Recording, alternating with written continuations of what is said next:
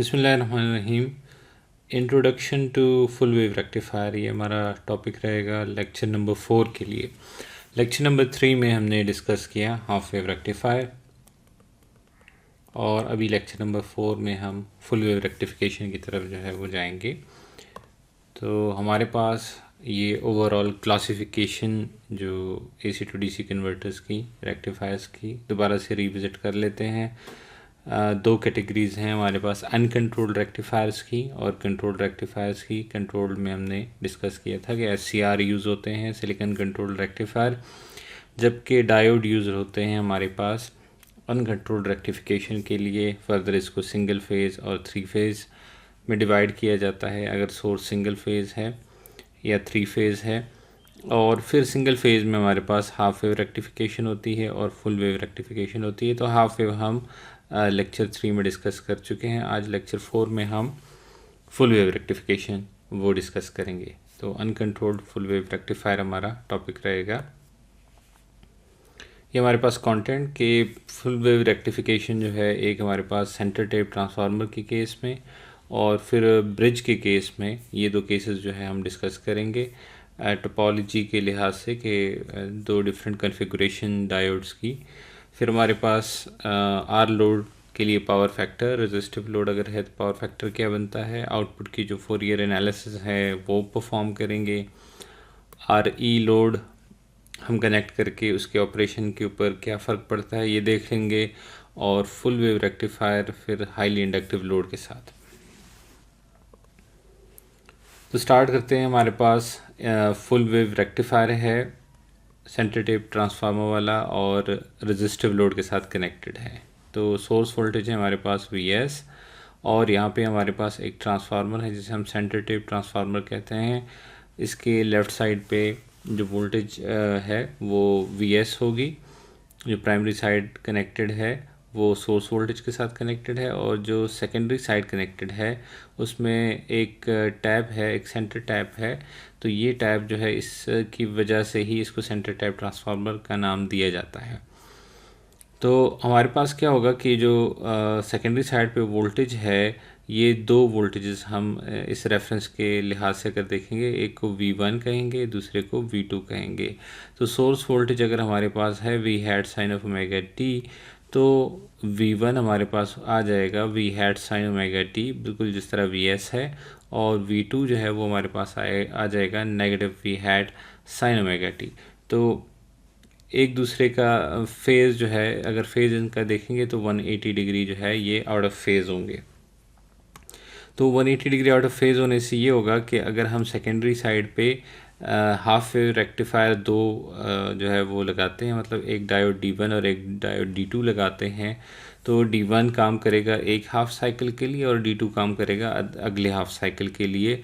तो ये full wave rectification जो है वो उसको इनेबल कर देगा। तो दो केसेस जो हमारे पास बनते हैं कि अगर VS पॉजिटिव है, ये हमारे पास रिप्रेजेंट कर रहा है कि VS जो है इस टाइम पॉजिटिव है। तो अगर VS पॉजिटिव है तो हमारे पास V1 जो है वो पॉजिटिव बन रहा है, और V2 जो है उस टाइम पे नेगेटिव बन रहा है, जिस तरह यहाँ पे रिप्रेजेंट हो रहा है। तो जो डायोड D1 है वो पॉजिटिव हाफ साइकिल की वजह से वो कंडक्शन मोड में आ जाएगा। करंट स्टार्ट होगा यहाँ से, लोड के थ्रू जाएगा और यहाँ पे रिटर्न हो जाएगा। जबकि अगर D2 की बात करें तो नेगेटिव डायरेक्शन में जो करंट है वो अलाउ नहीं कर रहा जो डायोड है, इस वजह से D2 जो है वो ऑफ मोड में ही रहेगा। तो हमारे पास जो लोड के क्रॉस वोल्टेज आ जाएगी V0 इस टाइम पे कहलाएगा इक्वल्स टू V1। दूसरे हाफ साइकिल की बात कर लेते हैं कि अगर हमारे पास नेगेटिव हाफ साइकिल है, तो नेगेटिव हाफ साइकिल के केस में हमारे पास जो V1 है वो आ जाएगा नेगेटिव, जबकि जो V2 है वो हमारे पास हो जाएगा पॉजिटिव। तो अब हमारे पास जो कंडक्शन का जो पाथ है वो अभी इनेबल हो जाएगा, और हमारे पास जो करंट है वो इस्टेब्लिश हो जाएगा। यहाँ से स्टार्ट होगा, आ जाएगा थ्रू लोड और रिटर्न हो जाएगा, ये जो सेंटर पॉइंट है। तो दो केसेस हमने डिस्कस किए कि अगर हमारे पास पॉजिटिव हाफ साइकिल है तो D1 ऑन होगा, और अगर नेगेटिव हाफ साइकिल है तो D2 ऑन होगा। तो लोड साइड पे क्या हो रहा है कि लोड साइड पे अगर पॉजिटिव है या नेगेटिव हाफ साइकिल है, लोड साइड पे जो करंट है वो फ्लो करता रहेगा, और यही रीज़न है इसको फुल वेव रेक्टिफिकेशन कहने की। तो वेव फॉर्म से हम देख लेते हैं। हमारे पास वेव फॉर्म है, यहाँ पे हमारे पास वेव फॉर्म है V1 जो कि उसकी ये वेव फॉर्म है, और V2 मैंने बताया कि V2 क्या है, 180 डिग्री आउट ऑफ फेज है रिलेटिव टू V1। तो अगर V1 ज़ीरो से स्टार्ट होके पॉजिटिव जा रहा है तो V2 ज़ीरो से स्टार्ट होके नेगेटिव की तरफ आ रहा होगा। मतलब ये 180 डिग्री आउट ऑफ फेज बताने के लिए ये तरीका है कि अगर यहाँ पे पॉजिटिव साइकिल है V1 का, तो नीचे V2 का जो है वो हम नेगेटिव साइकिल बना देंगे, तो ये 180 degree out of phase wave form जो है वो बन जाएगी। बल्कि V2 को है हम दूसरे कलर से रिप्रेजेंट कर देते हैं ताकि पिक्चर क्लियर रहे कि ये हमारे पास है V2। ओके, तो V1 और V2 में हमारे पास 180 डिग्री फेज शिफ्ट है। तो अगर हमारे पास D1 ऑन होता है, D1 कब ऑन होगा, जब हमारे पास Vs का पॉजिटिव साइकिल है, तो V1 उस टाइम पे पॉजिटिव होगा और हमारे पास आ जाएगा V0 इक्वल्स टू V1, और V1 इस टाइम पे ये है, इसका पॉजिटिव साइकिल चल रहा है, V1 का पॉजिटिव साइकिल चल रहा है। फिर जब हमारे पास D2 ऑन हो जाएगा और D1 ऑफ हो जाएगा, ये कब होगा, जब हमारे पास V2 का पॉजिटिव साइकिल होगा, उस टाइम पे V1 का नेगेटिव साइकिल होगा, तब हमारे पास होगा V0 इक्वल्स टू V2। और फिर हमारे पास डायोड D1 दोबारा से कंडक्ट करने लगेगा क्योंकि V1 का पॉजिटिव साइकिल आ जाएगा। फिर हमारे पास होगा V0 इक्वल्स टू V1। तो ये हमारे पास फुल वेव रेक्टिफिकेशन की वेव फॉर्म जो है, फुल वेव आउटपुट जो है वो हमारे पास आ गई। नेगेटिव साइकिल हो या पॉजिटिव साइकिल हो इनपुट की Vs की, तब दोनों केसेस में हमारे पास जो वेव फॉर्म है आउटपुट पे वो आ रही है। अगर करंट की बात करें, हम लोड करंट की बात करें, तो हमारे पास लोड करंट जो है वो सिंपली आ जाएगा I0 is equals to V0 over R। तो V0 ओवर R हमारे पास जो V0 की वेव फॉर्म है उसको सिंपली हमने स्केल कर देना है। तो V0 की जो पीक है वो हमारे पास है V हैट, तो I0 की जो पीक आ जाएगी वो आ जाएगी V हैट ओवर R। तो पीक यहाँ से हम इस तरह से रिप्रेजेंट कर सकते हैं। इसी तरह ये जो पार्ट है D2 के थ्रू है, ये वाला पार्ट है D1 के थ्रू। तो करंट यहाँ पे D1 क्लोज है तो करंट D1 में से जाएगा, लोड करंट यहाँ पे D2 में से जाएगा, फिर D1 में से जाएगा। जो डायोड के क्रॉस वोल्टेजेस हैं उसको अगर हम देखें, तो जब डायोड क्लोज है किसी एक मोमेंट के ऊपर, तो उसके अक्रॉस जो वोल्टेज है वो ज़ीरो रहेगी। मिसाल के तौर पे हम डायोड D1 की बात करें, उसके अक्रॉस जो वोल्टेज है वो ज़ीरो होगी क्योंकि यहाँ पे वो कंडक्शन मोड में है। इसी तरह यहाँ पे भी वो कंडक्शन मोड में है, और कंडक्शन से ब्लॉकिंग मोड में वो स्विच करेगा जब हमारे पास V2 जो है वो ग्रेटर देन ज़ीरो होगा, वो पॉजिटिव होगा, तब हमारे पास डायोड D1 जो है वो ब्लॉकिंग मोड में होगा। तो तब हमारे पास नॉन ज़ीरो वोल्टेज उसके क्रॉस आएगी, और वो ये वाला केस है, वो सेकंड केस है। तो इस केस में हमारे पास हमने बताया कि करंट यहाँ से फ्लो करता है यहाँ पे, और V0 जो है इस टाइम इक्वल होता है V2 के। तो ये जो पॉइंट है, इस पॉइंट के ऊपर जो वोल्टेज है वो है V2, और यहाँ पे जो वोल्टेज है वो है V1। तो इसका मतलब हमारे पास डायोड का जो एनोड है वो कनेक्टेड है टू V1, और उसका जो कैथोड है वो कनेक्टेड है टू V2।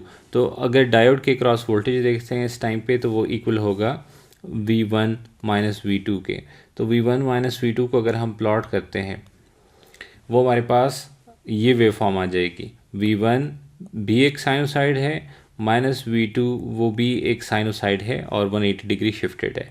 तो अगर हम उसके साथ नेगेटिव मल्टीप्लाई कर देते हैं तो वो बन जाएगा पॉजिटिव। तो ये हमारे पास V hat sine omega t, और माइनस माइनस तो वो प्लस हो जाएगा V hat sine of omega st, और ये दोनों अगर ऐड करते हैं तो हमारे पास 2V hat sine of omega st आ जाएगा। तो इसका मतलब इसका जो एम्पलीट्यूड है वो डबल हो जाएगा, और यहाँ पे हमारे पास हम देख सकते हैं कि इसकी जो पीक वैल्यू हो जाएगी वो -2 वी हैट हो जाएगी, इसकी जो पीक वैल्यू है। तो इस तरह से हमारे पास जो पीक इनवर्स वोल्टेज जो हम फाइंड करते हैं इस डायोड के लिए जो फुल वेव रेक्टिफायर के अंदर लगा हुआ है, वो इस तरह हम फाइंड कर सकते हैं कि जो पीक है वो कहाँ पे आ रहा है, पीक वैल्यू जो है वो वोल्टेज की वो कहाँ पे आ रही है जब ब्लॉकिंग मोड में है डायोड। तो ये जो वेव फॉर्म होती है पर्टिकुलर डायोड के क्रॉस वेव फॉर्म, ये इसलिए इम्पॉर्टेंट होती है कि हमें इससे पता चले कि जो पीक इनवर्स रेटिंग है वो हमने कैसे सेलेक्ट करनी है। इसी तरह ये जो डायोड जो लोड करंट है और लोड करंट में से हम फाइंड करते हैं कि डायोड ID1 और ID2 के थ्रू क्या करंट है, तो इससे हमें पीक करंट और उससे फिर हम फर्दर फाइंड कर सकते हैं एवरेज RMS करंट, जो कि इन डायोड्स की जो करंट रेटिंग है वो हम इसमें से फाइंड कर सकते हैं। अब डिस्कस करते हैं हम यहाँ पे फुल वेव रेक्टिफायर के लिए एवरेज और RMS वैल्यू जो है। तो सबसे पहले हम आउटपुट वोल्टेज को मैथमेटिकल फॉर्म में लिख लेते हैं। हमारे पास आउटपुट वोल्टेज आ रही है V hat sine omega t जो कि इक्वल टू V1 है। ये हमारे पास 0 से पाई के बीच, अगर एंगल 0 से पाई के बीच है तो हमारे पास V hat sine omega t हमारे पास आउटपुट है। अगर एंगल हमारे पास पाई से 2 पाई के बीच जाता है तो उस टाइम पे हमारे पास आउटपुट आ जाएगी negative V hat sine of omega t, जो कि हम उसको V2 कहते हैं। तो ये हमारे पास एक्सप्रेशन है V0 की, और V0 की इस एक्सप्रेशन को यूज़ करते हुए हम V0 एवरेज और V0 RMS फाइंड कर सकते हैं। इस पॉइंट पे हम सबसे पहले ये डिक्लेयर कर देते हैं कि V0 का जो पीरियड है वो क्या बनता है। तो रिपीटिशन हमने देखनी होती है कि रिपीट कहाँ से हो रहा है, पैटर्न रिपीट कहाँ से हो रहा है। तो 0 से लेके पाई तक अगर हम देखें तो ये जो शेप है ये पाई से लेके 2 पाई तक दोबारा रिपीट हो रही है। तो हम ये जो पार्ट है जो पाई रेडियन वाला, ये हमारे पास बन जाएगा पीरियड। तो पीरियड हमारे पास है ओमेगा एस टी एस, वो हमारे पास है पाई। 2 पाई नहीं है इस केस में, क्योंकि 2 पाई के बाद रिपीटिशन नहीं है, पाई के बाद रिपीटिशन जो है वो शुरू हो जाती है। तो हमने एवरेज ऐसे फाइंड करना है कि डिवाइड कर देंगे इस पीरियड से और इंटीग्रेट कर देंगे 0 से पाई तक जो हमारे पास पीरियड है। और फंक्शन इस दौरान क्या है, आउटपुट इस दौरान क्या है, तो वो हमारे पास है V1, और V1 इक्वल है V hat sine of omega ST के। तो इंटीग्रेट करते हैं इसको हम 1/पाई, और साथ में जो V हैट है इंटीग्रल के बाहर आ जाएगा तो वो हो जाएगा V हैट। और लोअर लिमिट को पहले सब्सिट्यूट कर देंगे क्योंकि साइन का इंटीग्रल नेगेटिव कॉज है, तो लोअर लिमिट सबसे पहले सब्सिट्यूट कर देंगे, सो कॉज ऑफ 0, और अपर लिमिट बाद में सब्सिट्यूट कर देंगे, वो है cos of pi. Cos of 0 is 1 minus cos of pi is -1, 1 + 1 is equals to 2। So हमारे पास एवरेज वैल्यू आ जाएगी 2V हैट ओवर पाई। RMS की बात करते हैं, हमारे पास V0 RMS is equals to 1/पाई, इंटीग्रेट करते हैं 0 से पाई तक, और V hat sine omega ST जो कि V1 के इक्वल है, जो कि हमारे पास आउटपुट है इस 0 से पाई के रेंज में, और स्क्वायर करके हम उसके बाद रूट ले लेते हैं। अच्छा, मैंने लास्ट एक जो सेशन था हमारा, लास्ट जो लेक्चर था, उसमें ये डिस्कस किया था कि कैसे हम अपने रेफरेंस से, पुराने वाले रेफरेंस से RMS या एवरेज को लिंक कर सकते हैं। मिसाल के तौर पे अगर हम हाफ वेव रेक्टिफायर की बात करें तो वहाँ पे हमारे पास पीरियड था 2 पाई, और वहाँ पे भी हम इंटीग्रेट करते थे 0 से पाई, और यही फंक्शन रहता था, और उसकी जो एवरेज वैल्यू आती थी वो हमारे पास आती थी V हैट ओवर पाई। तो यहाँ पे अगर वो 2 हट गया है, जब वो 2 था तब हमारे पास था V हैट ओवर 2 पाई, अगर ये 2 हट जाता है तो इसका मतलब ये जो वैल्यू है ये जस्ट डबल हो जाती है, सिंपल। तो हमें ये इंटीग्रेशन दोबारा करने की एक्चुअली ज़रूरत नहीं पड़ती अगर उसी के साथ लिंक कर दें। इसी तरह अगर मैं उसको रिकॉल करूं कि हाफ वेव रेक्टिफायर के केस में यहाँ पे हमारे पास 2 था, और उसके नतीजे में हमारे पास जो वैल्यू आ रही थी वो आ रही थी V हैट ओवर 2। अब अगर ये 2 जो है अगर हट जाता है तो इसका मतलब हमारे पास ये वैल्यू रह जाएगी V हैट ओवर √2।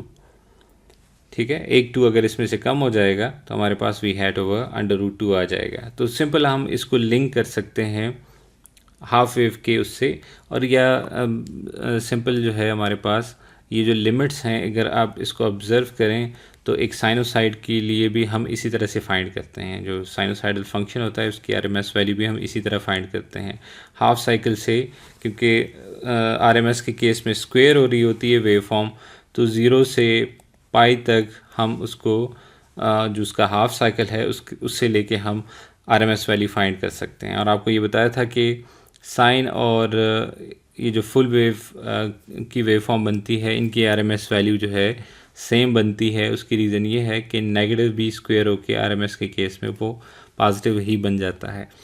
तो हाफ वेव से ही हम आरएमएस वैल्यू फाइंड कर सकते हैं। ओके और अगर ये प्रोसेस आपको ज़्यादा डिफ़िकल्ट लगता है तो मेरे ख़्याल से इंट्यूटिव है और ये आपके लिए जो है ना ज़िंदगी आसान बना देता है। लेकिन स्टिल अगर आपको लगता है कि ये मुश्किल है तो फिर आप मैथमेटिकल या ट्राइग्नोमेट्रिक जो आइडेंटिटी है कि साइन स्क्वायर इक्वल है 1 minus cos 2 omega t over 2 के, और फिर जो है आप इंटीग्रेट करें 1 को, अब ये आ जाएगा पाई माइनस 0 और इसका जो इंटीग्रल है वो आ जाएगा 0, और फिर पाई पाई के साथ कैंसिल हो जाएगा, डिनोमिनेटर में ये 2 रह जाएगा और वी हैट ओवर √2। तो दोनों तरीके हैं आपके पास, लेकिन जो दूसरा तरीका है उससे आपकी जो इंटीग्रेशन का पेन है वो कम हो जाता है और बार बार आपको इंटीग्रेट नहीं करना पड़ता। ओके अब हमारे पास फुल वेव की दूसरी टाइप आ जाती है। फुल वेव में एक हमने जो सेंटर टेप ट्रांसफार्मर है उसको डिस्कस किया कि सेंटर टेप ट्रांसफार्मर के बेस के ऊपर जो फुल वेव रेक्टिफायर बनता है हमने एक वो डिस्कस कर लिया। अभी जो ब्रिज है फुल वेव ब्रिज जो है इसको डिस्कस कर लेते हैं। तो इंट्रोडक्टरी एक लेक्चर में मैंने ब्रिज का कॉन्सेप्ट बताया था कि इस तरह से 4 डिवाइसेस जो है वो अगर इस पैटर्न में हमारे पास बने होते हैं तो उसको ब्रिज कन्वर्टर का नाम दे देते हैं हम।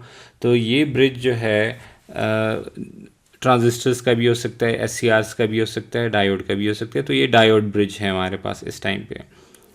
सोर्स हमारे पास जो AC वोल्टेज है वो इन मिडल पॉइंट्स के साथ कनेक्टेड है, मतलब एक ब्रिज या एक ब्रिज के एक आर्म या एक लेग और दूसरे लेग के बीच जो है हमारे पास AC सोर्स कनेक्टेड है, और जो लोड है वो यहाँ पे इन 2 पॉइंट्स के कॉमन कैथोड, इन दोनों का जो कैथोड है वो आपस में कनेक्टेड है। तो मैं इसको टर्म यूज़ कर रहा हूँ कॉमन कैथोड, और ये जो 2 हैं इनके एनोड आपस में कनेक्टेड है तो कॉमन एनोड।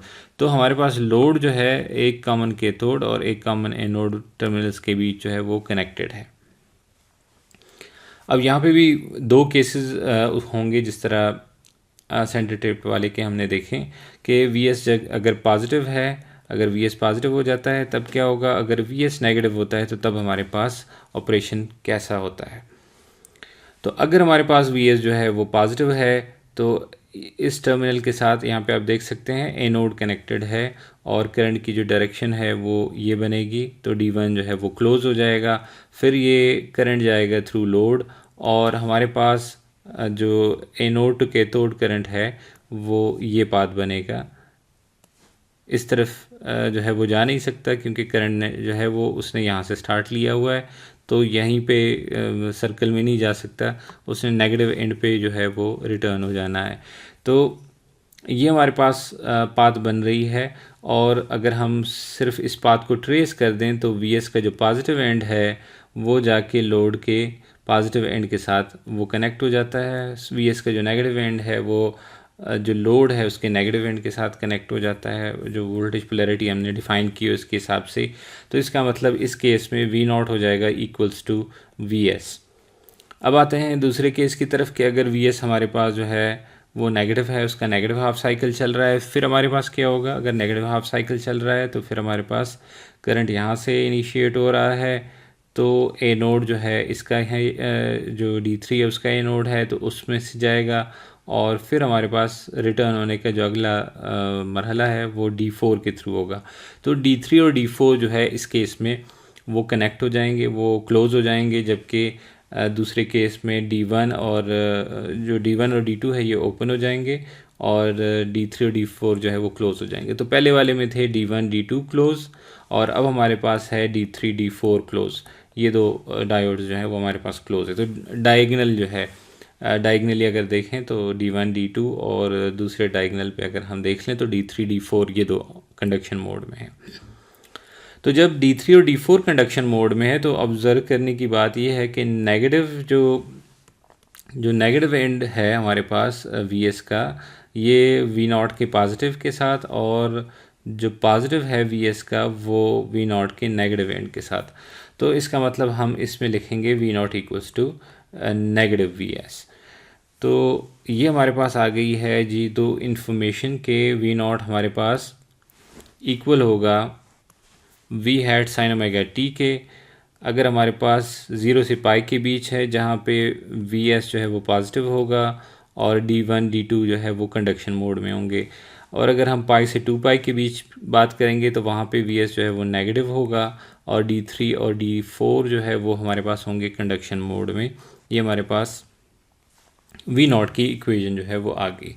अच्छा, V0 की जो इक्वेशन है in case of full wave rectifier, हम इसको इस सिंपल फॉर्म में भी लिख सकते हैं, sine of omega s t, और ये हमारे पास जो है एब्सोल्यूट, कि साइन का अगर हम एब्सोल्यूट लें, आइडियल की बात करें, अगर साइन का एब्सोल्यूट ले लें तो ये हमारे पास बन जाएगा आउटपुट वोल्टेज की जो इक्वेशन है वो बन जाएगी। तो ऑब्जर्व करें कि हमारे पास है सोर्स वोल्टेज, और जहाँ पे नेगेटिव आ रहा है तो अगर इस नेगेटिव को भी आप पॉजिटिव कर दें तो ये हमारे पास बन जाती है वेव फॉर्म V0 की अलग से वेव फॉर्म यहाँ पे हमने ड्रॉ की हुई है, और 0 से पाई तक ऑन है D1 D2, और D3 D4 जो है वो ऑफ है।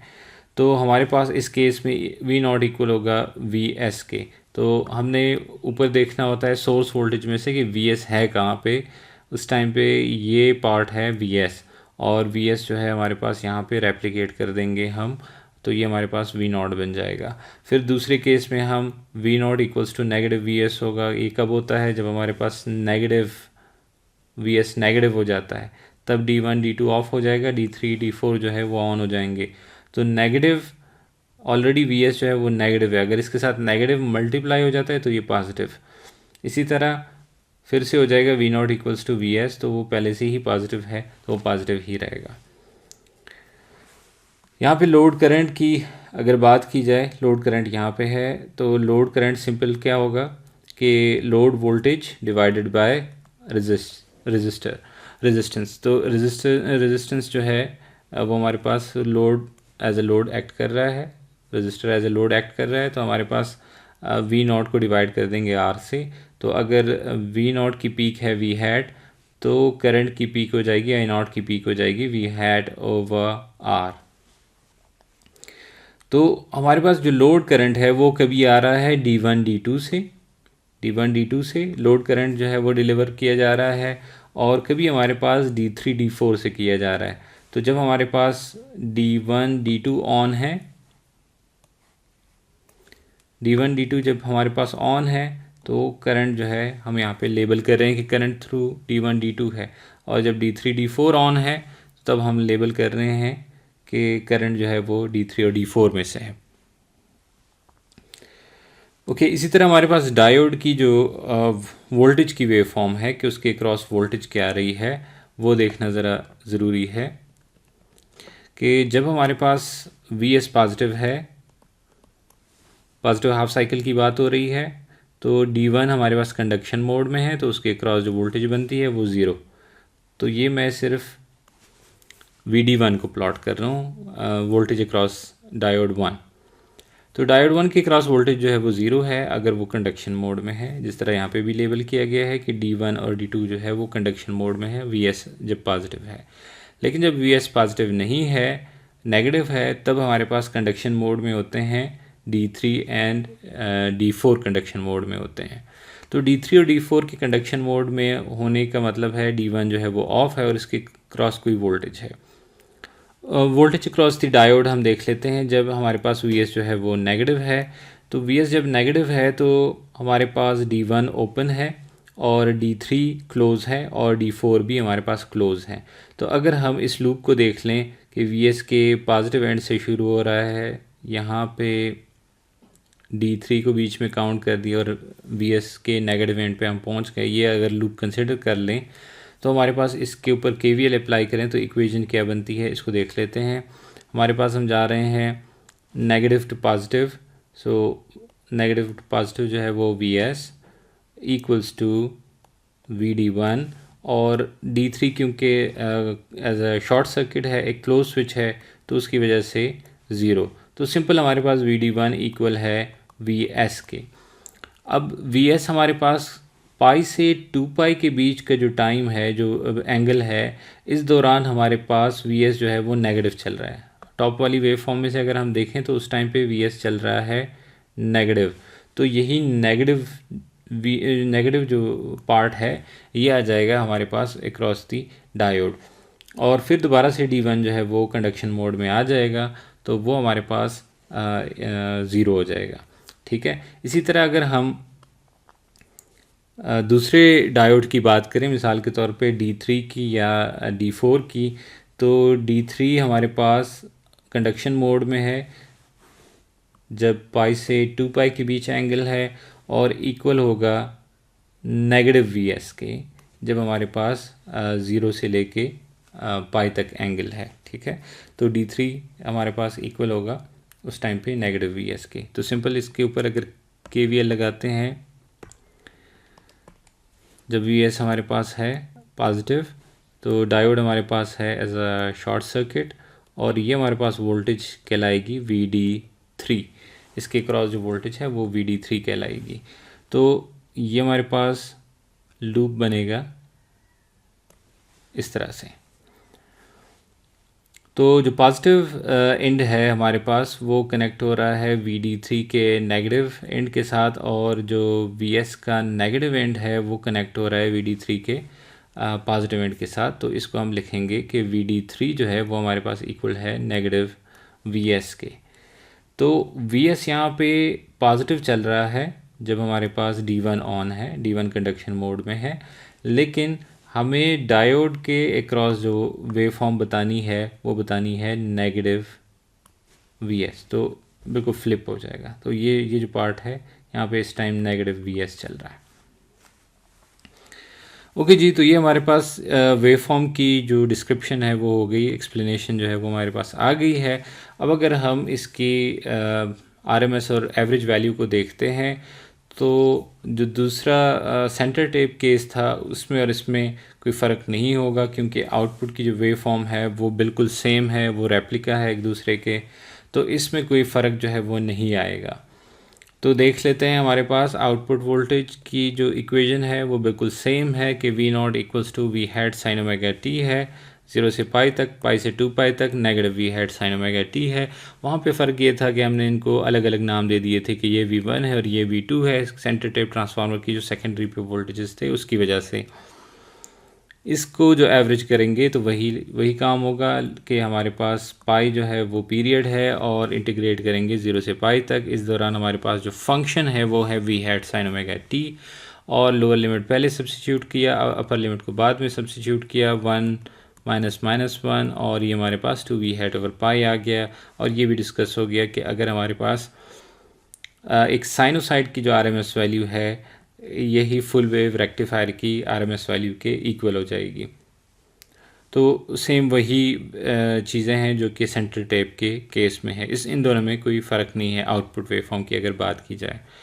पावर फैक्टर की तरफ आते हैं, फुल वेव ब्रिज रेक्टिफायर की जो पावर फैक्टर है उसकी बात करते हैं।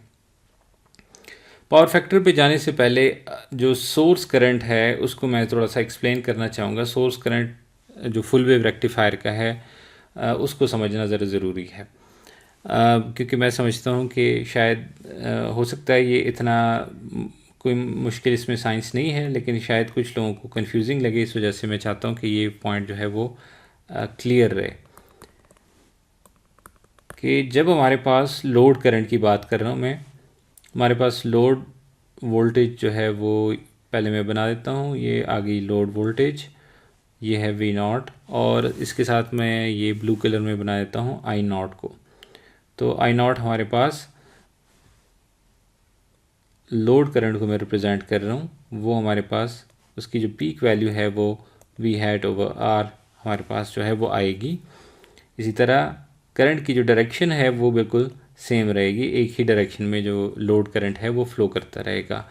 इस रेफरेंस डायरेक्शन में जिसमें ये एरो आई नॉट के साथ जो एरो मेंशन है बताया गया है, इसी डायरेक्शन में करंट फ्लो हो रहा है दोनों केसेस में। तो ये जो आई नॉट के साथ एरो है ये पॉजिटिव रेफरेंस डायरेक्शन को बता रहा है, और इसी डायरेक्शन में जब करंट जाता है तो इसको पॉजिटिव प्लॉट करते हैं। अब सोर्स करंट की बात करते हैं। सोर्स करंट के साथ भी एक एरो है, तो अगर हमारे पास करंट फ्लो होता है इसी डायरेक्शन में जो एरो बताया गया है तो करंट को प्लॉट किया जाएगा पॉजिटिव। लेकिन अगर हमारे पास जो करंट है वो इस एरो के अगेंस्ट आएगा तब हमारे पास करंट को हम प्लॉट कर देंगे नेगेटिव। तो इस पॉजिटिव रेफरेंस एरो के अगेंस्ट करंट को हमने नेगेटिव प्लॉट करना है, और जब इसी के साथ जाएगा करंट तो हमने इसको पॉजिटिव प्लॉट कर देना है।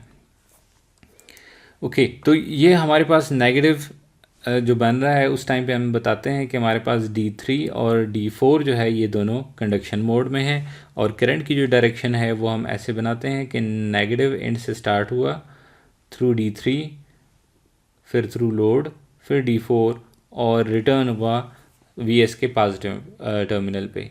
तो आप देख सकते हैं कि करंट अगेंस्ट दी रेफरेंस जो एरो है IS के उसके जा रहा है। इस वजह से जो करंट है हमारे पास सोर्स करंट उसको नेगेटिव बनाया जाएगा।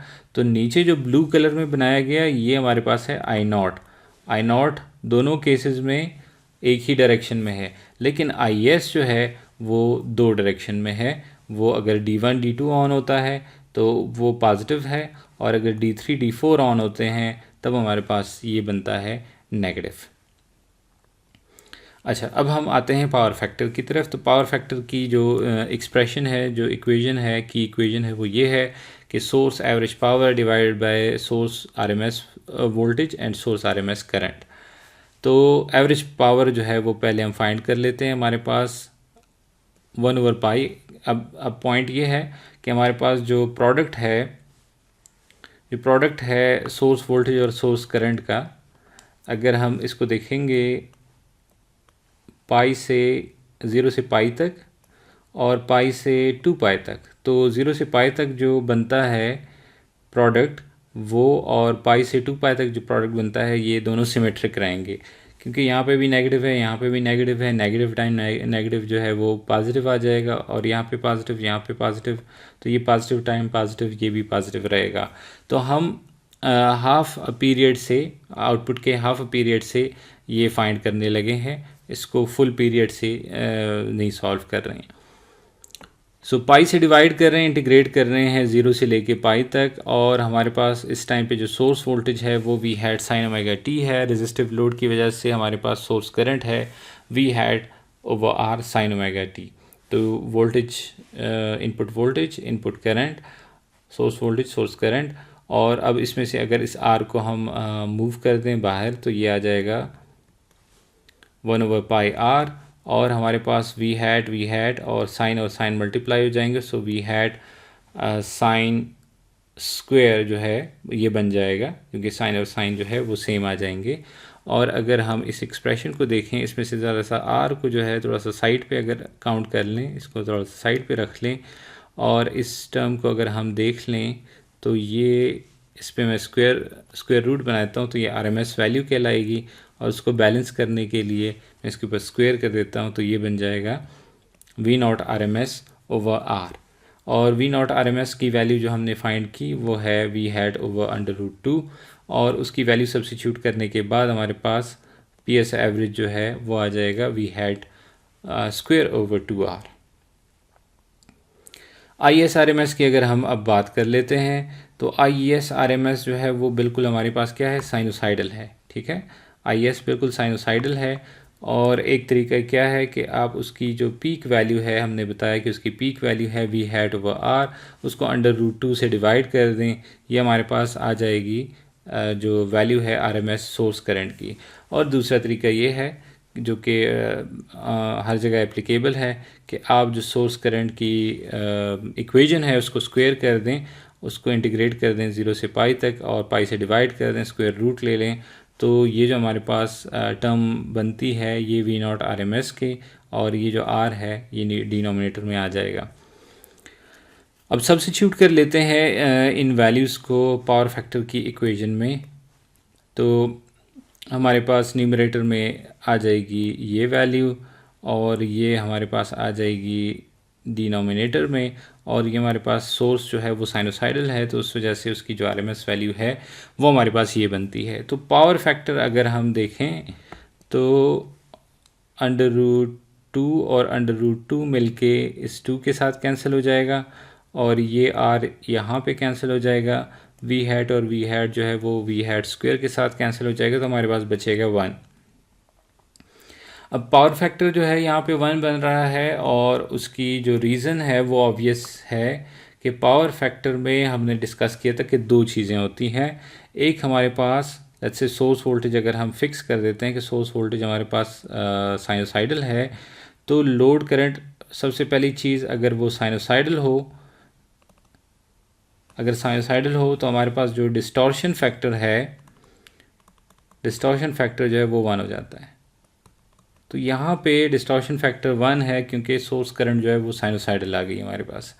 दूसरी चीज़ जो है जिसे हम कहते हैं डिस्प्लेसमेंट फैक्टर, तो डिस्प्लेसमेंट फैक्टर हमारे पास डिपेंड करता है कि सोर्स वोल्टेज और सोर्स करंट के बीच फेज़ एंगल क्या है। तो यहाँ पे फेज़ एंगल 0 है, दोनों एक ही जगह पे ज़ीरोस को क्रॉस कर रहे हैं, एक पहले और एक बाद में नहीं कर रहा। तो डिस्प्लेसमेंट फैक्टर जो है वो हमारे पास भी 1 है, तो हमारे पास जो पावर फैक्टर है वो मिल मिला के 1 हो गया है। तो यहाँ पे हमारे पास एक एग्ज़ाम्पल है कि आप फाइंड करें हमारे पास आरएमएस करंट और एवरेज करंट को। अगर हमारे पास पीक वैल्यू गिवन है 170 और जो दूसरी वैल्यू हमारे पास गिवन है वो लोड रेजिस्टेंस की है, वो है 15 ओम। तो सबसे पहली चीज़ जो कि यहाँ पे पूछी गई है वो है आई नॉट एवरेज। तो आई नॉट एवरेज की जो इक्वेशन है वो हमारे पास आ जाएगी V not average over R, और वी नॉट एवरेज की जो इक्वेशन है वो है 2v hat over pi are. तो हम इसमें सब्स्टिट्यूट कर देते हैं वैल्यूज़ को, तो 2 × 170 ओवर पाई × 15। तो इसको अगर कैलकुलेट करते हैं 170 multiply by 2 divided by pi divided by 15, तो 7.21 एम्पेयर जो है हमारे पास करंट आ जाएगा। दूसरी जो इन्फॉर्मेशन चाहिए वो है I not R M S की। I not R M S हमारे पास इक्वल होगा V not R M S over R के, और V not R M S हमारे पास इक्वल है वी हैट ओवर √2 के। तो इसको कैलकुलेट करते हैं, हमारे पास 170 को डिवाइड कर देंगे हम √2 से, और फर्दर इसको डिवाइड कर देंगे हम 15 से, तो हमारे पास जो करंट है वो आ जाएगा 8.013 एम्पेयर। ओके, तो ये हमारे पास I not R M S और V not R M S. और मैं यहाँ पे एक पॉइंट बताता चलूँ, मैंने आपको हाफ वेव रेक्टिफायर के केस में भी बताया था कि I not R M S V not R M S के इक्वल तब हो सकता है, आई नॉट एवरेज के इक्वल तब हो सकता है जब हमारे पास लेट्स से करंट की जो वेव फॉर्म है वो बिल्कुल ऐसी हो। तो ये इक्वेशन तब ट्रू है कि हमारे पास जो है वो डीसी इस फॉर्म में हो। लेकिन एक और जो कि चीज़ यहाँ से आप समझ सकते हैं कि ये दोनों वैल्यूज़ आपस में क्लोज होती जाती हैं जितना हम जो है इस फॉर्म के इक्वल होते जाते हैं। मतलब ये दोनों फॉर्म जो है आपस में जब क्लोज होते जाएं तो हम समझ सकते हैं कि हम इस डीसी के करीब हैं। तो आपके लिए एक टास्क है कि आप हाफ वेव के जो V not R M S और I not R M S हैं, वैल्यूज़ यही थी वहाँ पे भी, तो उनको अगर आप कंपेयर करें इनके वैल्यूज़ के साथ, तो आपको लगेगा कि ये जो है ज़्यादा क्लोज हैं एक दूसरे के compare to the half wave case. तो ये बताता है कि आप जो है ना इस कांस्टेंट डीसी के ज़्यादा क्लोज है in case of full wave rectifier as compare to the half wave rectifier. अब फोरियर एनालिसिस की तरफ आते हैं हम। हमारे पास जो फोरियर एनालिसिस है वो एक तो ये तरीका है कि हम क्या करें कि दोबारा से ए के बी के और वी नॉट एवरेज यूज़ करें जो फोरियर सीरीज़ का तरीक़ाकार है। तो ये हम हाफ वेव रेक्टिफायर में एक बार कर चुके हैं, तो थोड़ा सा हम यहाँ पे स्मार्टली प्ले करेंगे। और स्मार्टली प्ले करने की वजह ये है कि अगर हम हाफ वेव रेक्टिफायर में कुछ चीज़ें फाइंड कर चुके हैं तो दोबारा करने की ज़रूरत नहीं है, उसी को स्मार्टली यूज़ करके हम उसमें से फुल वेव की जो इन्फॉर्मेशन है वो निकाल दें। तो हम यहाँ पे ये करने लगे हैं कि जो V01 है वो एक हाफ वेव रेक्टिफायर की आउटपुट है, यहाँ पे आपको नज़र आ रही है। और इसी तरह V02 जो है वो भी एक हाफ वेव की आउटपुट है। दोनों में एक फ़र्क है कि जो पहला और दूसरा वर्जन है, दूसरा वर्जन जो है वो पाई शिफ्टेड है, पाई रेडियन शिफ्टेड है। तो एक वेवफॉर्म V01 और V02 दोनों ही हाफ वेव वर्जन है, हाफ वेव रेक्टिफिकेशन है, लेकिन इनको पाई रेडियन जो है वो शिफ्ट किया गया है। अब इस शिफ्ट की वजह ये है कि अगर हम V01 प्लस V02 करते हैं तो ये V01 और V02 ऐड होके बनाती है हमारी जो V0 है एक फुल वेव रेक्टिफायर की। फुल वेव की रेक्टिफायर की जो आउटपुट वोल्टेज है वो कुछ यूँ बनती है। तो अगर हम एक हाफ वेव की आउटपुट को दूसरे pi radian shifted half wave के साथ ऐड कर दें तो ये हमें एक फुल वेव की आउटपुट जो है वो जनरेट करके दे सकता है। ठीक है, तो अब ये काम करने का मकसद ये है कि मुझे फोरियर सीरीज़ पता है इस वाली वेवफॉर्म का, तो इस वाली वेवफॉर्म को अगर मैं यूज़ करूँगा ये सिंथेसाइज करने के लिए फुल वेव आउटपुट, तो मेरे लिए फोरियर जो है वो फाइंड करना आसान हो जाएगा इस V0 का, फुल वेव की V0 का। तो मुझे फोरियर पता है, मैं अपने हाफ वेव वाले केस से लेता हूँ। ये हमारे पास आ जाएगा V0 एवरेज, ये हमारे पास आ जाएगा जो पीक है फंडामेंटल कंपोनेंट की, फिर हमारे पास पीक आ गई सेकंड हार्मोनिक की, और फिर आ गई हमारे पास पीक फोर्थ हार्मोनिक की।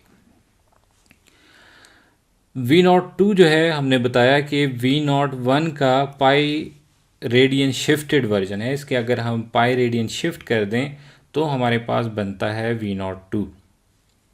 तो हमारे पास V02 बनेगा। अब V01 से कैसे बनेगा कि जहाँ पे ओमेगा ST है उसके साथ हम जो है वो पाई ऐड कर देंगे। तो पाई ओवर 2 DC कंपोनेंट वैसा ही है जिस तरह पहले था, और यहाँ पे अब हमारे पास V hat sine omega T में जो पाई रेडियन है वो उसमें से हमने ऐड कर दिया। इसी तरह जो सेकंड हार्मोनिक है उसमें ओमेगा ST के साथ भी हमने पाई जो है वो ऐड कर दिया। इस तरह अगर फोर्थ हार्मोनिक की बात करें तो उसमें भी हमने ओमेगा ST के साथ जो है वो पाई को ऐड करवा दिया। अब हम क्या करते हैं, अगले स्टेप में हम क्या करते हैं कि जो ये वाली टर्म है ये हमें क्या बताती है कि एक्चुअल साइन कंपोनेंट एक साइन कंपोनेंट जो है वो ये है और एक उसका 180 डिग्री शिफ्टेड वर्जन है। तो साइन वाली टर्म को ऑब्ज़र्व करें कि ये हमारे पास है let's say V hat over 2 sine omega T, और ये हमारे पास negative V hat over 2 sine omega T बन जाता है। पाई रेडियन शिफ्टेड का ये मतलब होता है। और जब हम कहते हैं कि V01 प्लस V02 करना है हमने, तो ये जो दो टर्म्स हैं ये आपस में ऐड होंगे और इसका जो रिज़ल्ट है वो बनेगा इक्वल टू 0। तो एक तरह से ये जो साइन ऑफ ओमेगा T है और sine of V hat over 2 sine omega T है और V hat over 2 sine omega T plus pi, ये दो टर्म जो है फेज शिफ्ट की वजह से, पाई रेडियन शिफ्ट होने की वजह से ये आपस में क्या हो जाएंगे, कैंसिल हो जाएंगे। अब इसकी अगर बात करें हम, जो cause of 2 mega S T वाली टर्म है, इसके पाई रेडियन शिफ्ट होने से इसके ऊपर कोई फ़र्क नहीं पड़ता। इसमें अगर आप पाई रेडियन शिफ्ट भी ऐड कर देते हैं तो यहाँ पे 2 है वो साथ में ये मल्टीप्लाई हो रहा है, तो उसमें जो फेज शिफ्ट आ रहा है वो असल में 2 पाई आ रहा है। तो लेट्स से ये हमारे पास कोसाइन है, और अगर आप इसको 2 पाई रेडियन शिफ्ट देते हैं तो उसके बाद भी यही शेप रहेगी, शिफ्ट के बाद भी यही कुछ रहेगा। इस तरह जो cause of 4 omega T plus pi वाली की बात अगर करें तो वो भी हमारे पास शिफ्ट होने के बाद वो रिटेन रहेगा, उसने यही रहना है। तो ये जो दो टर्म्स हैं ये अनचेंज रहेंगे, जबकि जो साइन ओमेगा टी है ये सिंपली कन्वर्ट हो जाता है into negative V hat over two omega s t. तो ये और ये दो टर्म आपस में फिर कैंसिल हो जाते हैं। ओके, अब दूसरी चीज़ जो कि यहाँ पे नोटिस करने वाली है वो ये है कि यहाँ पे है 2v हैट ओवर 3 पाई, और यहाँ पे भी है 2v हैट ओवर 3 पाई, तो ये ऐड हो जाएंगे तो ये 4v हैट ओवर 3 पाई हो जाएंगे। इसी तरह ये 2v हैट ओवर 15 पाई है, ये 2v हैट ओवर 15 पाई है, तो ये 4v हैट ओवर 15 पाई हो जाएगा जब ये दोनों टर्म्स ऐड हो जाएंगे। तो ये एक फ़ायदा जो इसको देखने का है वो ये कि हमें एक तो हार्मोनिक कैंसिलेशन का जो कॉन्सेप्ट है वो यहाँ पे बन रहा है, कि जिस हार्मोनिक को कैंसिल करना बन रहा है यहाँ पे जो फंडामेंटल कंपोनेंट है, मतलब इसमें से एलिमिनेट कौन सा हो रहा है? एलिमिनेट वो हो रहा है जिसकी फ्रीक्वेंसी है omega s T. Omega s T वाली टर्म जो है वो यहाँ पे एलिमिनेट हो रही है। तो देख ये लें हम यहाँ पे कि 2 पाई हमारे पास पीरियड था, और एडिशन के बाद जो पीरियड बना है वो बना है पाई। तो पीरियड का कम होना रिप्रेजेंट करता है हमारे पास फ्रीक्वेंसी के डबल होने को। तो फ्रीक्वेंसी हमारे पास डबल हो गई। अब यहाँ पे अगर फोरियर को हम देखें तो डीसी के बाद ओमेगा एस टी वाली टर्म जो है वो गायब हो गई है और सिर्फ 2 ओमेगा एस टी है, मतलब फंडामेंटल फ्रीक्वेंसी जो है वो अब हमारे पास 2 ओमेगा एस है। या अगर हम साइक्लिक फ्रीक्वेंसी की बात करें तो वी नॉट की जो साइक्लिक फ्रीक्वेंसी है वो अब 2 एफ एस है। तो ये हमारे पास फोरियर रिप्रेजेंटेशन है फुल वेव रेक्टिफायर की आउटपुट वोल्टेज की। अब बात कर लेते हैं कि अगर हमारे पास आर ई लोड है, लोड हमारे पास एक बैटरी है, साथ में एक रेजिस्टर है, लेट्स से आर जो है इंटरनल रेजिस्टेंस है बैटरी का, या हमारे पास कोई current limiting resistor externally connected है। एनीवे हमारे पास एक आर ई लोड है। तो हाफ वेव रेक्टिफायर की तरह हमने जिस तरह डिस्कस किया था कि अगर वी एस जो है ये वी एस अगर ग्रेटर होता है ई के, तब हमारे पास जो है D1 और D2 जो है ये कंडक्शन मोड में आ सकते हैं, क्योंकि जो E है ये कनेक्टेड है कैथोड के D1 के कैथोड के साथ। तो जब तक इसका जो एनोड है जो कि VS के साथ कनेक्टेड है वो मोर पॉजिटिव नहीं हो जाता, E से उसकी वैल्यू बढ़ नहीं जाती, हमारे पास D1 की कंडक्शन की सूरत नहीं बन रही। तो यहाँ पे सोर्स वोल्टेज हमारे पास आ गई VS, और हमारे पास साथ में हमने रेफरेंस ड्रॉ किया हुआ है E, और जब हमारे पास ये VS इस पॉइंट के ऊपर पहुंचेगा जहाँ पे E को क्रॉस कर रहा है, तब हमारे पास जो है वो कंडक्शन जो है वो स्टार्ट हो जाएगी, D1 और D2 ऑन हो जाएगा, D3 और D4 जो है ये ऑफ मोड में हमारे पास वो रहेंगे। तो ये हमारे पास लोड करंट जो है यहाँ से डेल्टा से लेके पाई माइनस डेल्टा तक वो रहेगा। फिर हमारे पास जो है करंट ज़ीरो रहेगा, और करंट ज़ीरो रहेगा जब हमारे पास नेगेटिव हाफ साइकिल की हम बात करते हैं। नेगेटिव हाफ साइकिल के केस में जब नेगेटिव हाफ साइकिल की बात हो रही है, इस टर्मिनल से पॉजिटिव बनेगी, तो नेगेटिव हाफ साइकिल जो है जब उसके साथ -1 मल्टीप्लाई कर दें, सॉरी नेगेटिव इसी साइकिल से बात चल रही है। ओके, अगर नेगेटिव हाफ साइकिल की बात करें तो नेगेटिव हाफ साइकिल हमारे पास VS का जो नेगेटिव साइकिल है उसके साथ अगर -1 मल्टीप्लाई कर देते हैं तो वो ये बन जाएगा पॉजिटिव, और जब तक ये क्रॉस नहीं करता E को तब हमारे पास D3 और D4 जो है वो कंडक्शन मोड में नहीं आएंगे। तो यहाँ पे लोड करंट हमारे पास नेगेटिव हाफ साइकिल की वजह से, सोर्स के नेगेटिव हाफ साइकिल की वजह से ये लोड करंट है। ठीक है, दोबारा से D1 और D2 ऑन होगा। तो इस रीजन में कोई भी डायोड नहीं कनेक्टेड, D1 से लेके D4 तक सारे ऑफ हैं, ठीक है। और इस रीजन में D1 D2 ऑन है, यहाँ पे D3 D4, फिर D1 D2 जो है ये कंडक्शन मोड में है। अगर सोर्स करंट को प्लॉट करते हैं हमारे पास, तो सोर्स करंट को ऐसे देखा जाएगा कि वो करंट पॉजिटिव होगा जब D1 D2 ऑन है, लेकिन वो करंट नेगेटिव होगा जब D3 D4 ऑन है, क्योंकि पहले भी बताया गया कि करंट जो है वो इंटर होगा, इस टर्मिनल पे इंटर होगा।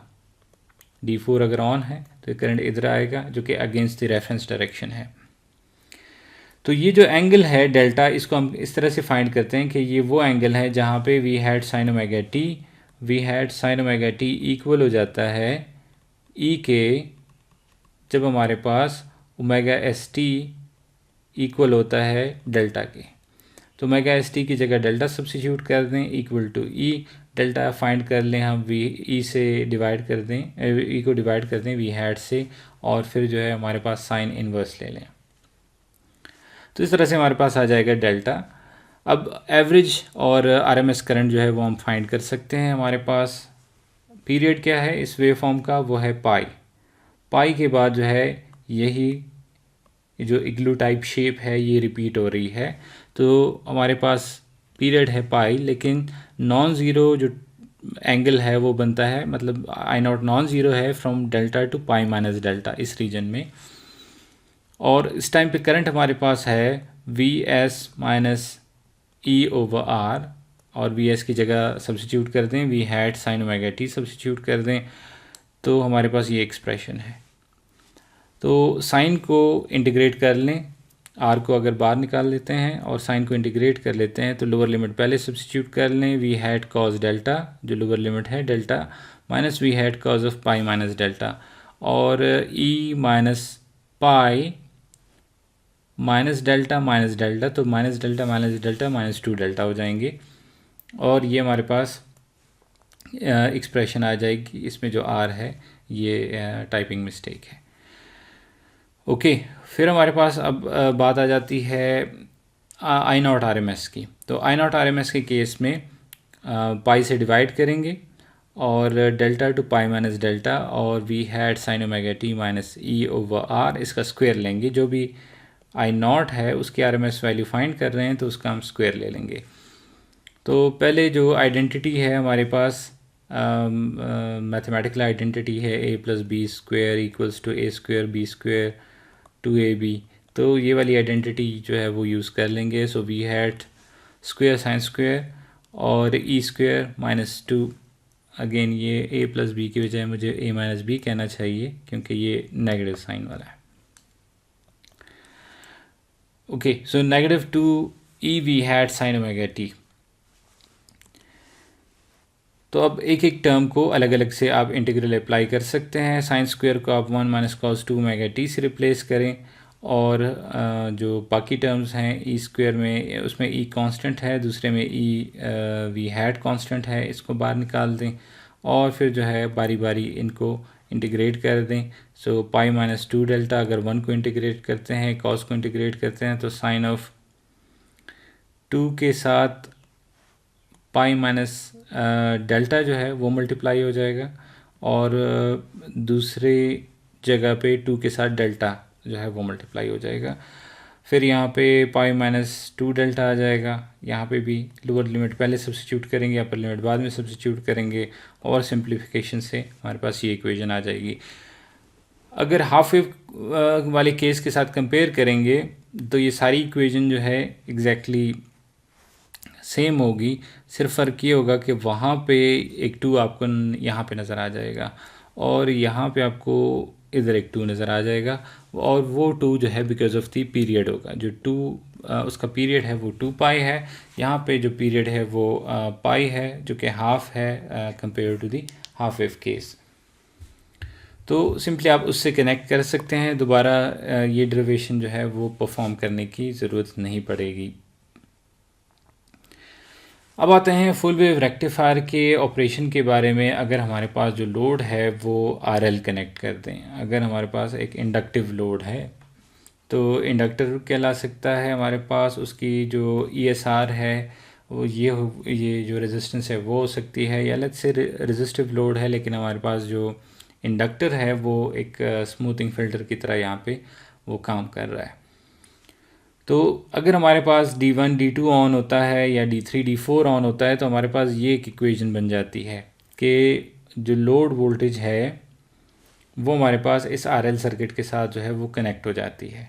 तो ये जो ब्रिज है, पूरा ब्रिज, लेट्स से इसको हम रिप्लेस कर देते हैं इस सोर्स से। ये जो V0 बनता है हमारे पास, इस तरह के सोर्स से रिप्लेस कर दें तो जो सर्किट एनालिसिस है वो हम थोड़ी सी इस तरह से आसान बना सकते हैं।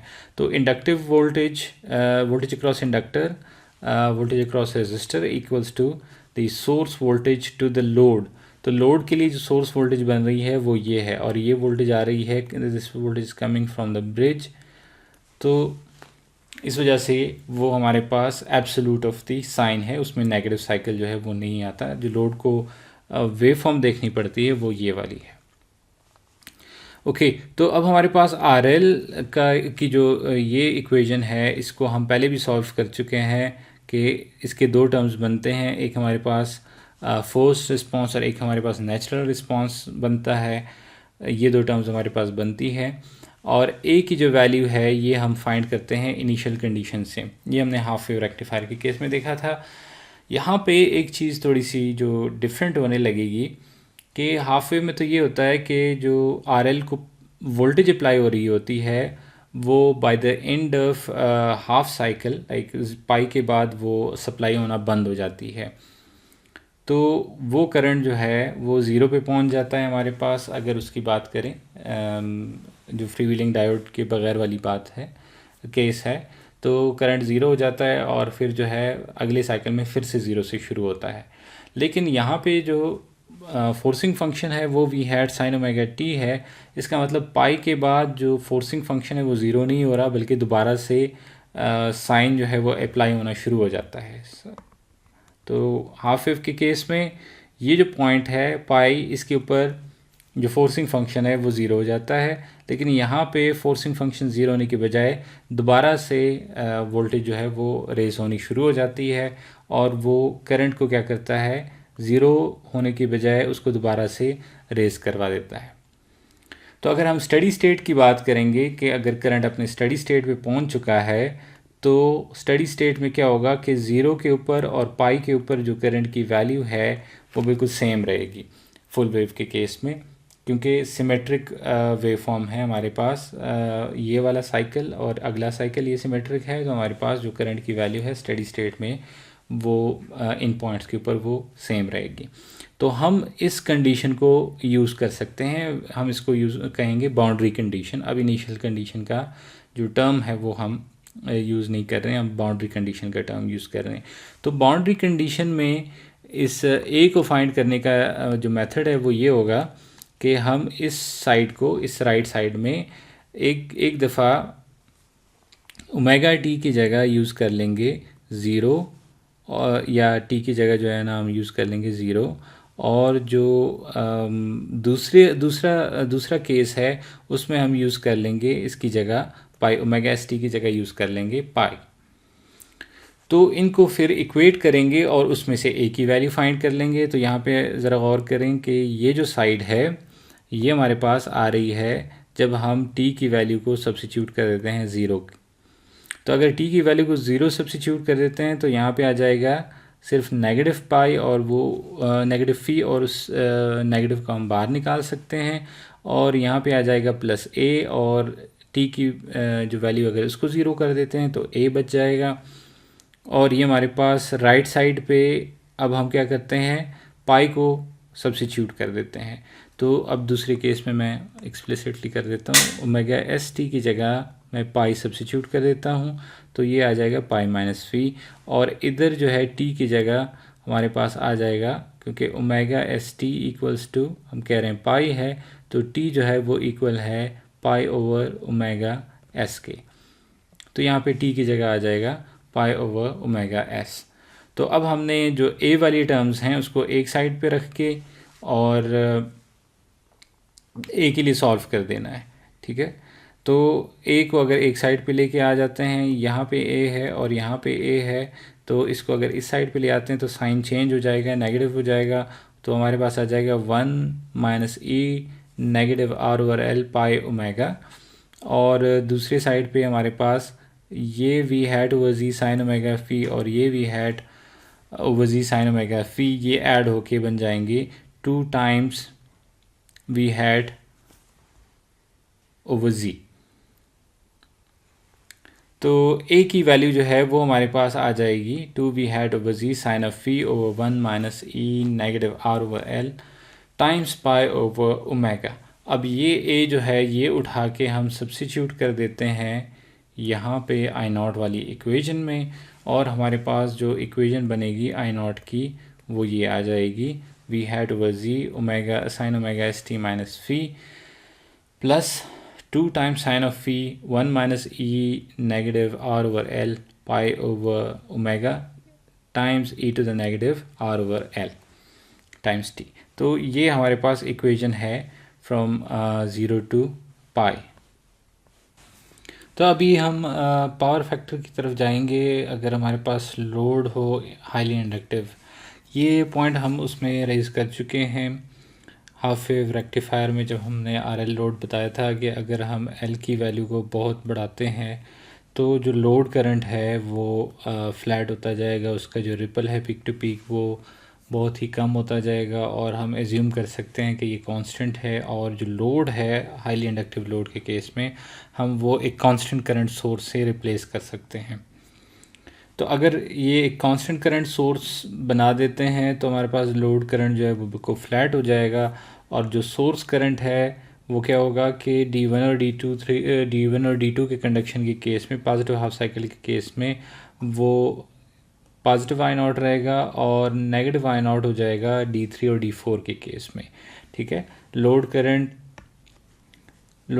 जो है वो कुछ इस तरह से फ्लो होगा पॉजिटिव हाफ साइकिल के केस में, और सोर्स करंट जो है इस टाइम पॉजिटिव होगा, और अगर D3 और D4 ऑन है तो फिर हमारे पास सोर्स करंट जो है वो हो जाएगा नेगेटिव। ठीक है, तो स्क्वायर वेव बनेगी इस तरह हमारे पास सोर्स साइड पे, यहाँ पे जिस तरह शो की गई है सोर्स करंट हमारे पास इस तरह की स्क्वायर वेव बन जाएगी।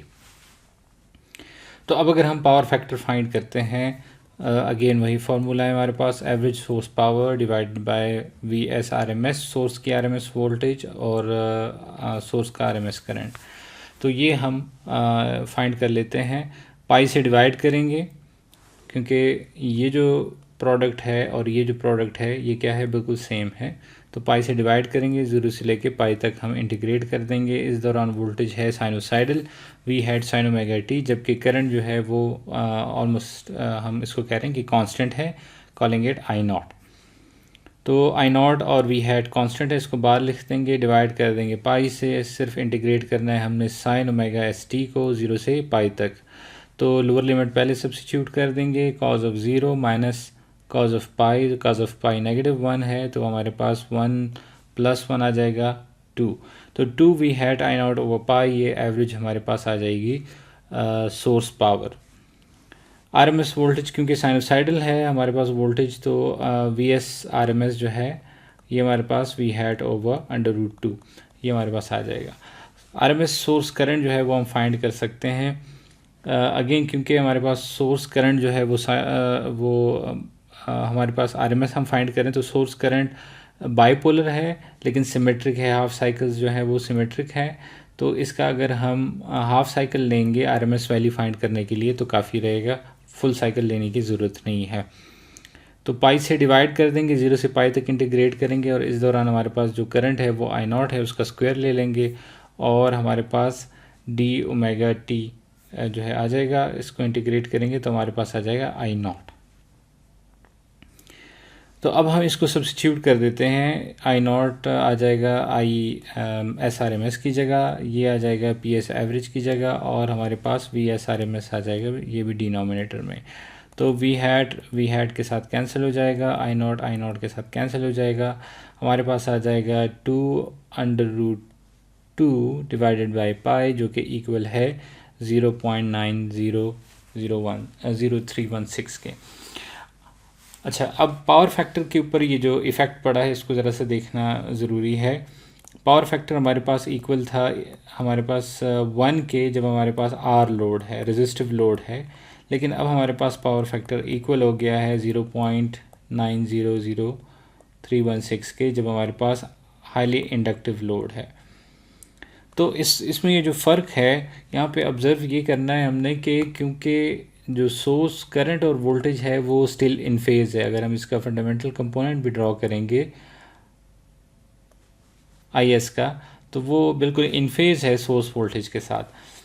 तो ऐसे रीज़न में हम इसका रीज़न क्या है कि डिस्टॉर्शन फैक्टर जो है वो चेंज हुआ है, डिस्प्लेसमेंट फैक्टर जो है वो अभी भी 1 है। तो डिस्टॉर्शन फैक्टर वो हमारे पास असल में 0.9 है। तो जब हमारे पास करंट की वेवफॉर्म साइनोसाइडल से स्क्वायर बन रही है तो इसमें ज़्यादा हार्मोनिक्स ऐड हो रहे हैं, जिसकी वजह से डिस्टॉर्शन फैक्टर 1 से रिड्यूस होके 0.9 पे आ गया है। और जो फेज़ डिस्प्लेसमेंट है उसमें कोई फ़र्क नहीं आया, तो डिस्प्लेसमेंट फैक्टर स्टिल 1 है। तो पावर फैक्टर जो है यहाँ पे सिंपली डिस्टॉर्शन फैक्टर से डिटर्मिन हो रहा है, और डिस्टॉर्शन फैक्टर क्योंकि 0.9 हो गया तो पावर फैक्टर भी हमारे पास 0.9 ही है। तो यहाँ पे हम कंक्लूड कर रहे हैं लेक्चर नंबर 4, जिसमें हमने फुल वेव रेक्टिफायर को डिस्कस किया। डिफरेंट लोड्स के लिए हमने उसका बिहेवियर देखा। तो अगले उसमें जो है हम फिर कंट्रोल्ड रेक्टिफिकेशन की बात करेंगे।